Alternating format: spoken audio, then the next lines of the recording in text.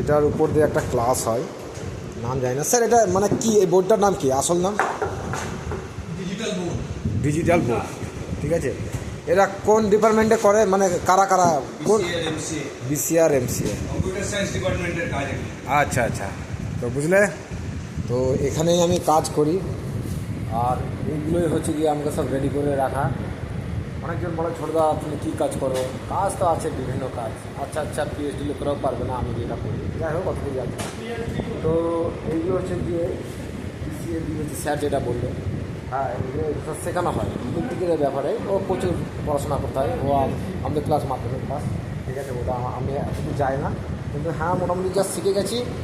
তো কেউ ভুলভাল করলে একটু আইডিয়া হয়ে গেছে। মানে সে 3 ইডিয়টসে দেখেছিল না, সে একটা ছেলে থাকে, সে সে কাপড় কাচতো, তো সেই টাইপেরই ধরে নেওয়া আমাকে। তো আমার তো মোটামুটি এগুলো সবই শিখে গেছি, একটু একটু নলেজ এসে গেছে।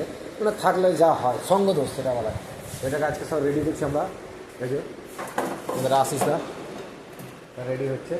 তো ভিডিওটা এরই কারণে বানানো যে কাজ, বিভিন্ন ধরনের কাজ হয়, মানে এমন এমন কাজ হয় যেখানে আমি বিরাট বড় অফিসার, কিন্তু না, সেটা না, কিছুই না, সেরকম কিছু ব্যাপার না, ঠিক আছে। দেখতে মনে হচ্ছে বিরাট কিছু ব্যাপার, কিন্তু আসলে কিছুই না। হ্যাঁ, কী আর বলবো তোমাদের, যাই হোক এই কাজগুলো আছে কমপ্লিট করছি, দেখে নাও এই জিনিসগুলো। এগুলো কিন্তু খুব একটা টেকনোলজির ব্যাপার, বুঝতে পারলে। এটা জেসি তেসি টেকনোলজি না, এটা সবাই জানে না। আমাদের অভিজিৎ স্যার আছে, ক্লাসটা নেয়, তো ভিডিওটা একটু বড়ই হবে।